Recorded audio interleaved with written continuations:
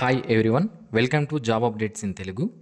ఈ వీడియోలో మనం ఆఫ్లైన్లో గవర్నమెంట్ జాబ్స్కి ఏ విధంగా అప్లికేషన్ చేసుకోవాలి, ఏ విధంగా అప్లికేషన్ చేసుకుంటే వాళ్ళ నుంచి మనకి రిప్లై రావడం జరుగుతుంది, మనకి హాల్ టికెట్స్ ఇస్తారు అనేది ఈ వీడియోలో నేను మీకు తెలియజేస్తాను. చాలామందికి ఆఫ్లైన్లో ఎందుకు చేయడం, ఆన్లైన్లో చేసుకోవచ్చు కదా అనే డౌట్ అనేది ఉంటుంది. ఇక్కడ మనకి కొన్ని సంస్థలు, గవర్నమెంట్కి సంబంధించినటువంటి సంస్థలు ఏవైతే ఉన్నాయో వాళ్ళు కొన్ని పోస్టులకు, అంటే తక్కువ పోస్టులకు నోటిఫికేషన్ రిలీజ్ చేసినప్పుడు ఆఫ్లైన్లోనే మనకి అప్లికేషన్స్ అనేవి తీసుకోవడం జరుగుతుంది. ఆన్లైన్లో అప్లికేషన్స్ అనేవి తీసుకోరు. అలాంటప్పుడు మనకి అర్హత ఉన్నా, మనకి క్వాలిఫికేషన్ ఉన్నా, అన్నీ మనం ఆ జాబ్ సాధించగలుగుతాము అని మనకు అనిపించినా కూడా ఆన్లైన్ అప్లికేషన్ లేదు అని చెప్పి చాలామంది అప్లై చేయకుండా ఉండిపోతారు. సో ఆఫ్లైన్లో అప్లికేషన్ మనం పంపిస్తే వాళ్ళు మనకి తిరిగి రిప్లై ఇవ్వరు, జాబ్స్ రావు, ఏమీ రావు, ఊరికే టైం అండ్ మనీ వేస్ట్ అని చాలామంది దీన్ని స్కిప్ చేస్తూ ఉంటారన్నమాట. సో మనము కరెక్ట్గా ఆఫ్లైన్లో అప్లికేషన్స్ పంపిస్తే మనకి తప్పనిసరిగా వాళ్ళ నుంచి రిప్లై అనేది రావడం జరుగుతుంది. మనము జాబ్స్కి సెలెక్ట్ అయ్యి జాబ్స్ కూడా చేసుకోవచ్చు. సో చాలామంది ఈ జాబ్కి ఆఫ్లైన్లో అప్లై చేస్తే రాదు రాదు అని మైండ్లో బ్లైండ్గా ఫిక్స్ అయిపోయింటారు. ఈ వీడియో పూర్తి వరకు చూడండి, నేను మీకు పూర్తి క్లారిటీ ఇస్తాను. అప్లికేషన్ ఏ విధంగా ఫిల్ చేయాలి స్టెప్ బై స్టెప్ చెప్తాను. దాన్ని ఏ విధంగా మనం ఎన్వలప్లో ఏమేమి పెట్టాలి, ఫోటో పైన సిగ్నేచర్స్, ఇలా చిన్న చిన్నవి మనం చేసే చిన్న చిన్న తప్పుల వలన మన అప్లికేషన్ అనే వాళ్ళు రిజెక్ట్ చేయడం అనేది జరుగుతుందన్నమాట. కాబట్టి నేను క్లియర్గా లాస్ట్ వరకు నీట్గా చెప్తాను. ప్రతి ఒక్క పాయింట్ మనకి ఇంపార్టెంటే. కాబట్టి వీడియో చివరి వరకు చూడండి, మీకు పూర్తి వివరాలు అర్థమవడం జరుగుతుందన్నమాట. సో ఎగ్జాంపుల్ కోసం రీసెంట్గా ఇండియన్ ఎయిర్ ఫోర్స్ నుంచి గ్రూప్ సి సివిలియన్ జాబ్స్ కోసం నోటిఫికేషన్ రిలీజ్ చేశారు. దాన్ని నేను ఎగ్జాంపుల్గా తీసుకుంటున్నాను. సో మనకి ఇక్కడ చూసుకున్నట్లయితే ఇందులో రకరకాల వేకెన్సీస్ అనేవి ఉన్నాయి. ఇండియన్ ఎయిర్ ఫోర్స్ నుంచి ఈ నోటిఫికేషన్ అనేది విడుదల చేశారు. ఇక్కడ వీళ్ళు ఆఫ్లైన్లో చూడండి, పోస్టులు 150కి పైగా ఉన్నాయి. అయినా కూడా మనకి ఆఫ్లైన్లో అప్లికేషన్స్ అనేవి అడుగుతున్నారనమాట. అంటే పోస్ట్ ద్వారా అప్లికేషన్ మాకు పంపించండి అని వీళ్ళు అడుగుతున్నారు. సో ఓకే, ఇది ఇక్కడ మనకి వీళ్ళు ఏం చేస్తారు అంటే నోటిఫికేషన్లోని లాస్ట్లో ప్రొఫార్మా ఫర్ అప్లికేషన్ అని ఇక్కడ ఒక అప్లికేషన్ ఫామ్ అనేది మనకి ఇవ్వడం జరుగుతుంది. దీన్నే మనము స్క్రీన్ షాట్ తీసుకోను, లేకపోతే పీడిఎఫ్ ప్రింట్ తీసుకోవడానికి కుదరదు. ఇక్కడ మనకి ఈ డీటెయిల్స్ అంతా అవసరం లేదన్నమాట, కొన్ని డీటెయిల్స్. కాబట్టి మనం ఏం చేయాలి, సపరేట్గా మనము ఒక పీడిఎఫ్ అనేది టైప్ చేసుకోవాలన్నమాట. ఓకే, సో మనము వర్డ్లో కానీ దేంట్లో అన్నా మనము యూజ్ చేసి ఈ విధంగా ఒక పీడిఎఫ్ అనేది టైప్ చేసుకోవాలి.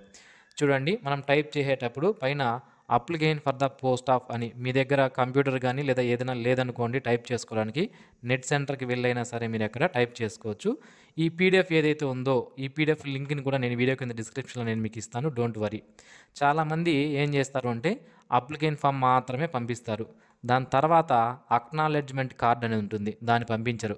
మెయిన్ ఇదే మనకి, వాళ్ళు తిరిగి మనకి హాల్ టికెట్ పంపించాలి అంటే ఈ అక్నాలెడ్జ్మెంట్ కార్డే హాల్ టికెట్ అనమాట. వాళ్ళు మనకి తిరిగి ఇదే పంపిస్తారు, అది మీరు గమనించాలి. ఓన్లీ అప్లికేషన్ మాత్రమే పంపిస్తే మనకి రిప్లై ఇవ్వరు, మీరు అది గమనించాలన్నమాట.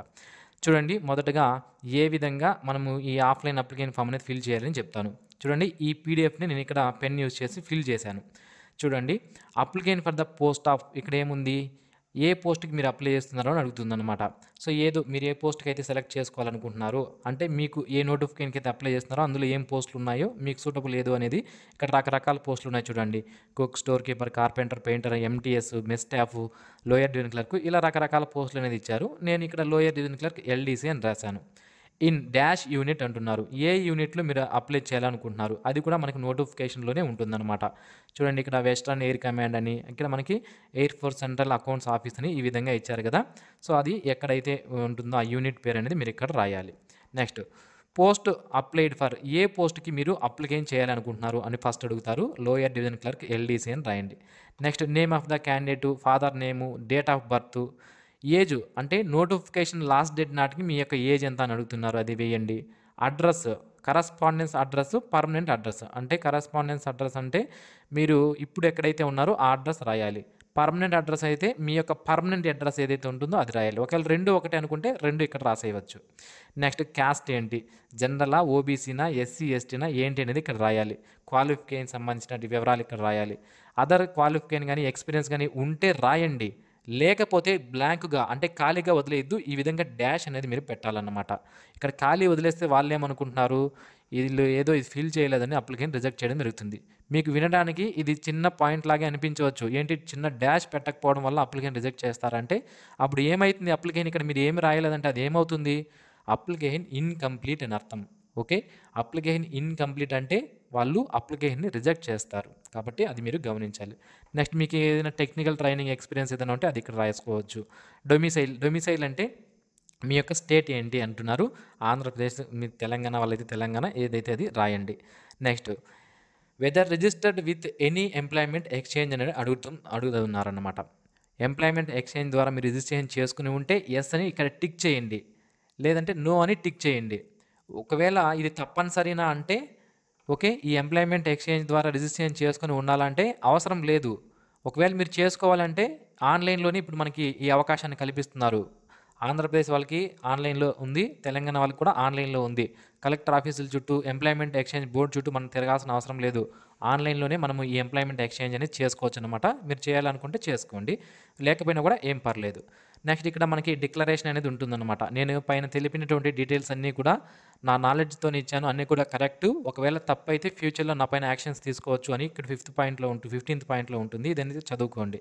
ఇక్కడ సిగ్నేచర్ చేయండి. ఇక్కడ డేట్ వేయండి. ప్లేస్ రాసినా కూడా పర్లేదు. నెక్స్ట్ ఇక్కడ కింద ఫర్ అఫీషియల్ రికార్డ్ ఓన్లీ అని ఉంటుంది. ఇది మనం ఫిల్ చేయాల్సిన అవసరం లేదు. ఇది వాళ్ళ ఆఫీసర్స్ మన అప్లికేషన్ వాళ్ళు రిసీవ్ చేసుకున్న తర్వాత వాళ్ళు ఇక్కడ ఫిల్ చేస్తారనమాట. ఇప్పుడు మనం ఏం చేసాము, అప్లికేషన్ ఫామ్ అనేది ఫిల్ చేయడం జరుగుతుంది. ఇక్కడ ఫోటో అంటించిన తర్వాత దానిపైన అక్రాస్‌గా మనం సైన్ కూడా చేయాలన్నమాట. ఓకే. సో నెక్స్ట్ దీని తర్వాత మనకి అప్లికేషన్ ఫామ్ తర్వాత అక్నాలెడ్జ్‌మెంట్ కార్డ్ అనేది ఉంటుంది. ఇక్కడ మనం ఒక ఫోటో అంటించి దానిపైన సైన్ మాత్రమే చేయాలి. ఇంకేమీ చేయకూడదు. ఇవన్నీ కూడా బ్లాంక్‌గా వదిలేయాలి. వాళ్ళు ఫిల్ చేసి మనకి దీన్నే హాల్ టికెట్‌గా తిరిగి మనకి పంపిస్తారన్నమాట. ఓకే.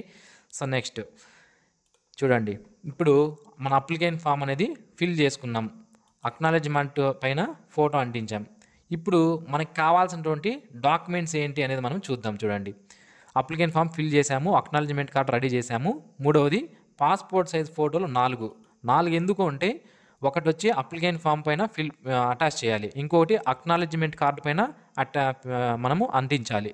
మిగిలిన 2 ఖాళీవి మనం దానిపైన సైన్ చేసి ఎన్వలప్‌లో పెట్టేయాలన్నమాట. ఓకే.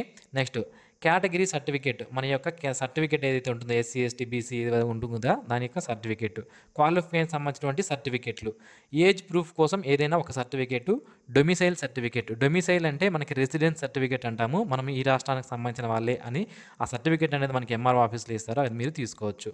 నెక్స్ట్ పోస్టల్ స్టాంప్స్ అనేవి అంటించాలి.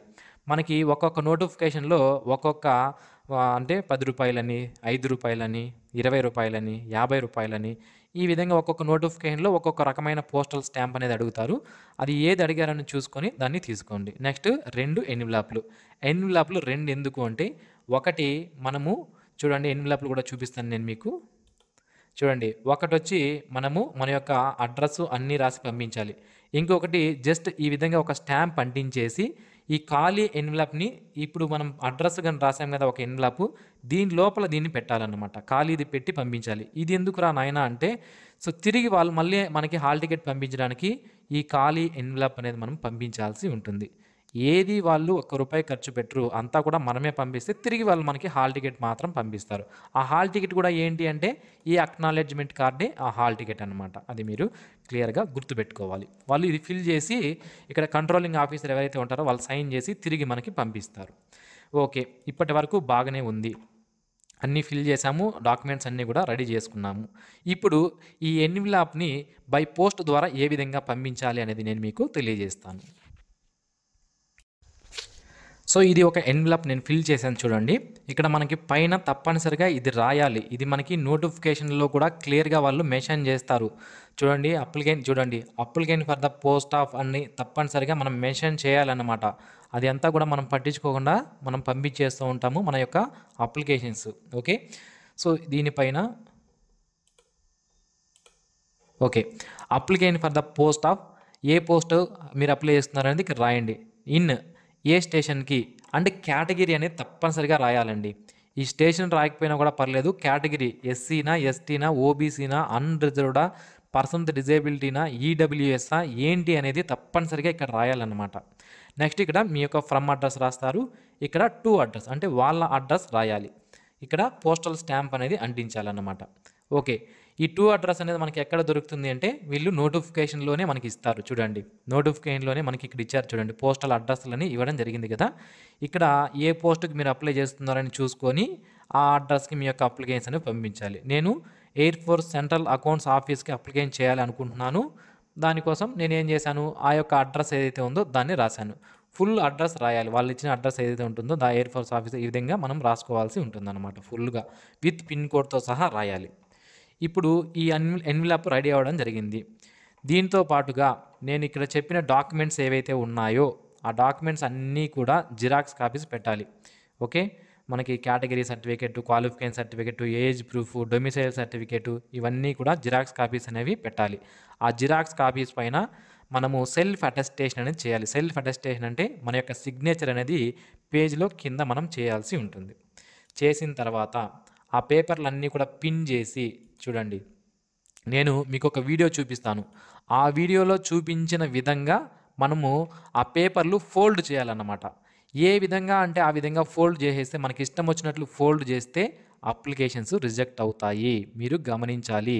ఓకే, సో చూడండి, ఇది ఈ విధంగా ఒక అప్లికేషన్ ఫామ్ ఉందనుకోండి. మన డీటెయిల్స్ ఏవైతే ఉంటాయో అవి ఓపెన్ చేస్తానే, వాళ్ళు ఎన్విలాప్ అనేది ఓపెన్ చేస్తానే మన డీటెయిల్స్ వాళ్ళకి కనిపించాలి. మన basic details application for the post of అని పైన మనం టైప్ చేసాం కదా స్టార్టింగ్ లైను, అది వాళ్ళకి కనిపించాలన్నమాట.